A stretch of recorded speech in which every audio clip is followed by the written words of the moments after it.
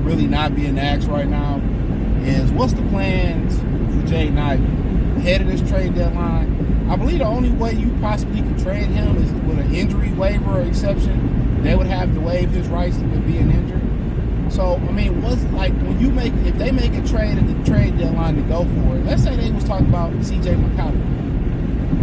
Is it they like, okay, we gonna just get Jaden Ivey healthy and then flip him? Or we gonna get, or we see, McCollum and Ivey as a backcourt and we move Cade to the 3. And whoever that may be booking off season, Devin Booker, how do you, if you get Brandon Ingram even on the wing, or you get another wing, Ingram S wing, or a guy like that, how do you see, Ivy and them fitting together? That's the question. When you bring somebody else, how does it fit? See, Tim Hardaway Jr. is a low maintenance fit. That's why he's in the star lineup. He gonna defend, he gonna make the right play, he gonna catch a shoot. He ain't gotta waste no dribbles. Tobias Harris everybody talking shit about Tobias, but he brought stability, and part of the reason they really good defensively is because he stabilized that 4 spot. See, y'all start so into offense. He missed a shot. Man, that motherfucker defended. He's defending at an extremely high level. Okay, that's what they needed. Now he's starting to make some shots and pick it up. They're more dangerous.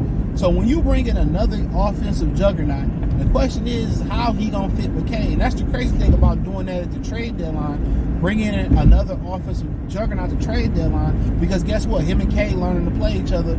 But then guess what? Next season you throw Ivy in the mix, so you got to reset. Okay, how do we put Ivy into this mix?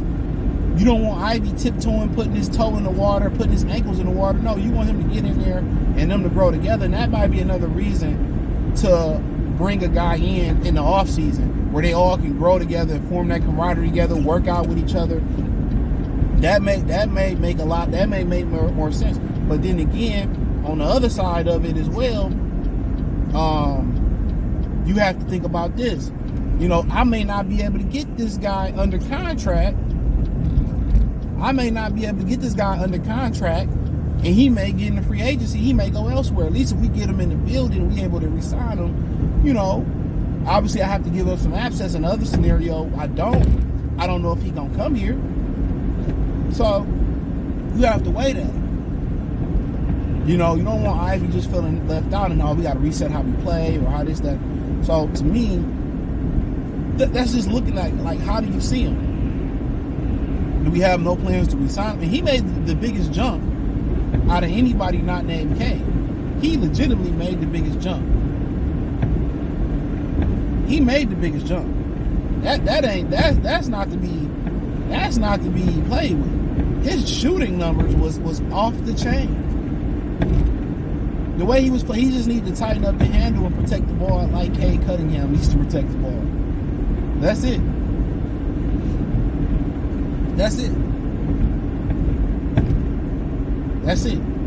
So, I want to know kind of how do they, and I think he showed a tremendous lot. He showed a lot. You got to wonder if he was in a position without Cade, he'd probably be making bid for the All-Star game. But he's learning to play with Cade. He's willing to play with Cade. He's willing to say, you know what, I toned my game down a little bit. And I think Cade is willing to say, you know what, I toned my game down a little. You got some selfless guys on the team. So that's why you're able to possibly bring in a McCollum, or let's call him Matt Cullum. That sounds better.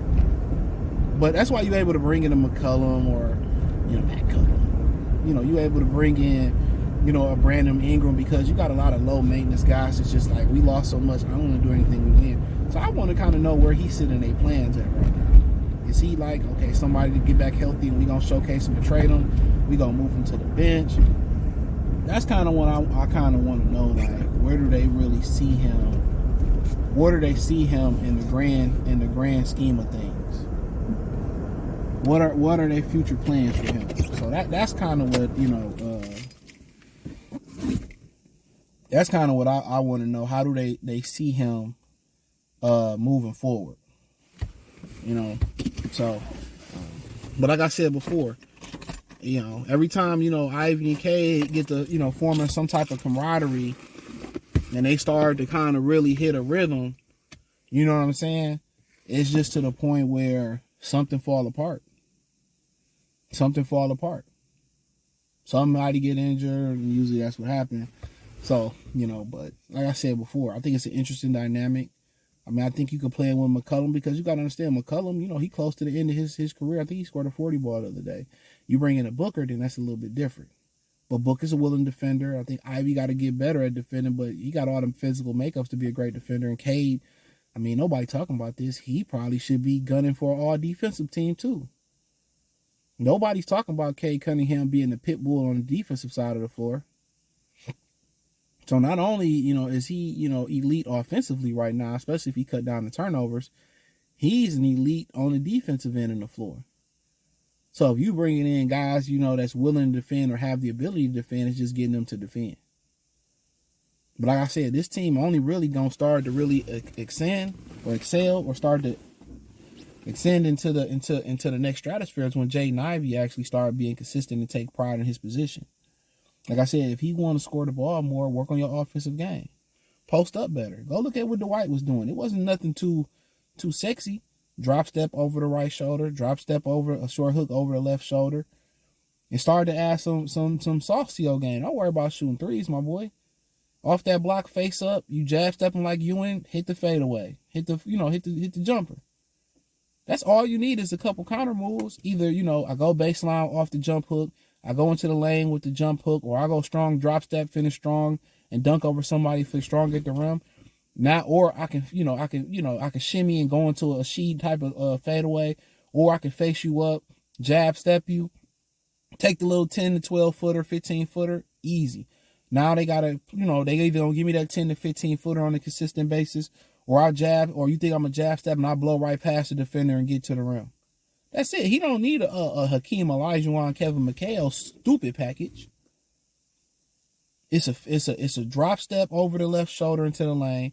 Going baseline with a short hook, that's harder. But then going baseline with the fadeaway, facing up, jab step, 10-footer, 12-footer, or just taking them off the dribble, getting to finishing strong. Or you can take them off the dribble.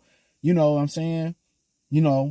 Act like you going to driving, and then you can just pivot the other way and finish or fade away. Like, he don't need a lot of post moves, but they don't teach basketball how they should teach bigs. They started have people shooting at the 3-point line. Like, nah. That's all he would need. He wouldn't need to go out there and shoot the ball. I'm telling you, he wouldn't need to do that. If I was able to train Jalen Duren on how to play, man, he could be a beast. They could throw the ball to him at will. That's it. He need to work on 4 or 5 moves offensively. That's it. Like I said, drop step, baby hook over the right shoulder in the lane, over the left shoulder in the lane. Reverse, get a little short hook with your left hand the other way, or just turn into the baseline with a fadeaway. Face up, 10-footer. Jab step, 10-footer.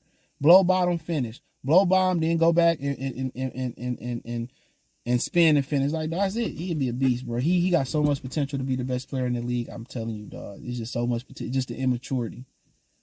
That's it. And just the lack of knowledge in the NBA right now. Lack of teaching guys how to be traditional big men and the benefit of it. But hey, thumbs up the video, share the video, subscribe to the channel. Check out the Detroit Pistons Talk playlist. Hit the link tree. Find me on X, Instagram, Spotify, Anchor, Cash App, Venmo, PayPal, Amazon, Kick, Twitch. Everything in the link tree. Peace.